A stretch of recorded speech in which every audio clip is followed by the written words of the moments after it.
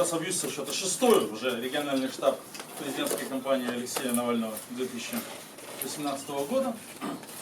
Казань для нас очень важный город, и наш штаб будет решать как важные технологические, так и важные политические задачи.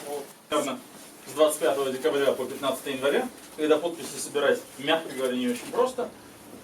Поэтому мы сейчас заранее, задолго, в общем, наверное, беспрецедентно заранее. Федерального центра на права регионов, особенно богатые регионы. Ну, мы же видели недавно, как у вашего соседа, у Башкирии отняли Башнефть и сделали это совершенно глупо, потому что Башнефть по управлению компанией со всеми ее проблемами была лучше, чем Роснефть. То же самое Татнефть.